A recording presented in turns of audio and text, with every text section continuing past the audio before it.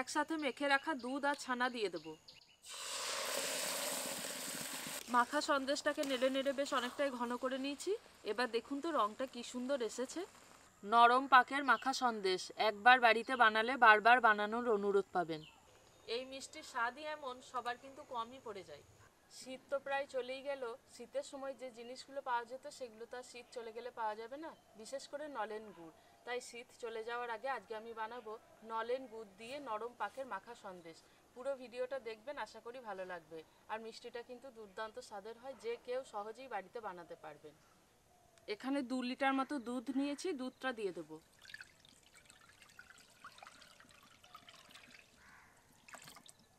নরম পাকের মাখা সন্দেশ বানাতে ছানা তো লাগবেই। এই দুধটা কাটিয়ে আমি এখন ছানা বানিয়ে নেব। দুধটা খুব ভালোভাবে ফুটে গেছে।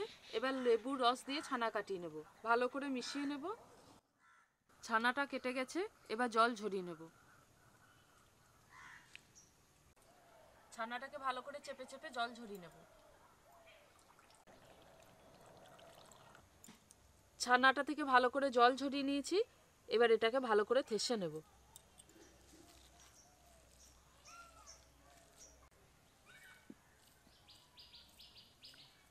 ছানাটাকে ভালো করে মুথে নিয়েছি, এখন কিন্তু একদম মসৃণ হয়ে গেছে। এবার এই ছানাটার মধ্যে নলেন গুড় দিয়ে ভালো করে মেখে নেব। মেখে রাখা ছানাটাকে একটা জায়গার মধ্যে নিয়েছি। এবার এর মধ্যে দিয়ে দেবো এলাচের দানা। আর এখানে 400 গ্রাম মতো নলেন গুড় নিয়েছি, এই গুড়টা দিয়ে দেবো। ছানাটাকে এবার গুড় দিয়ে ভালো করে মাখবো। এই সময় কিন্তু একেবারে চেপে চেপে মাখবো, তাতে করে কিন্তু ছানার মধ্যে দানা ভাবগুলো একেবারে ভেঙে যাবে। ছানাটাকে ভালো করে গুড় দিয়ে মেখে নিয়েছি, আর একটু দানা দানা আছে, সেটা যখন কড়াইতে নাড়বো একেবারে মসৃণ হয়ে যাবে। এবার এখানে আমি 1 লিটার মতো দুধ নিয়েছি, দুধটাকে অল্প অল্প করে দিয়ে আবারও ভালো করে মেখে নেব। আমি এখানে যে দুধটা ব্যবহার করছি সেই দুধটাকে প্রথমে ভালো করে গরম করে তারপর ঠান্ডা করে ব্যবহার করছি। কিছুটা দুধ আমি এর ছানার মধ্যে দিয়েছি, আর বাদ বাকিটা রয়ে গেছে, এটা একেবারে কড়াইতেই দেবো। দুধ ছানা সব মিশিয়ে নিয়েছি, এবার আমি মাখা সন্দেশটা বানিয়ে নেব। কড়াইতে বড় চামচের 1 চামচ মতো ঘি দেব। একসাথে মেখে রাখা দুধ আর ছানা দিয়ে দেব।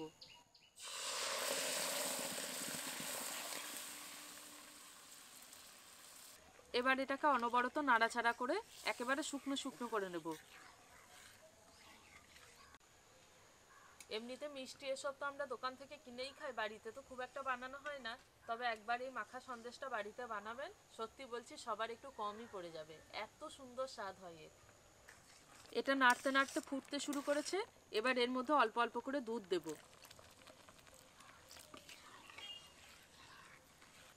আমি এখানে 1 লিটার মতো দুধ নিয়েছিলাম, তার মধ্যে কিছুটা আমি ছানার মধ্যে মিশিয়েছি, আর বাদ বাকি দুধটা এই কড়াইতে অল্প অল্প করে দিয়ে মেশাচ্ছি। যখনই ফুটে উঠছে তখনই আবার একটুখানি দুধ দিয়ে মিশিয়ে নিচ্ছি।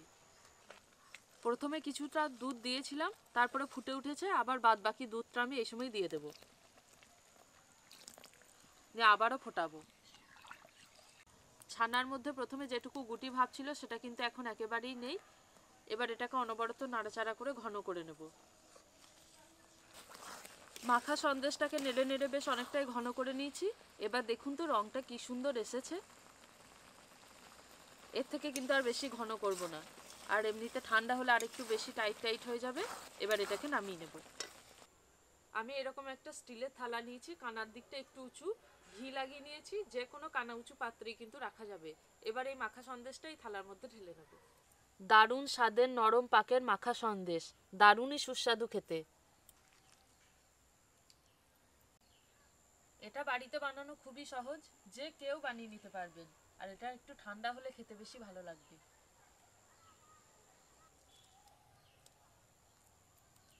এমন স্বাদের মাখা সন্দেশ যদি একবার বাড়িতে বানান, তাহলে দেখবেন বারবার এটা বানানোর অনুরোধ পাবেন। মাখা সন্দেশ দেখো খেয়ে কেমন লাগে।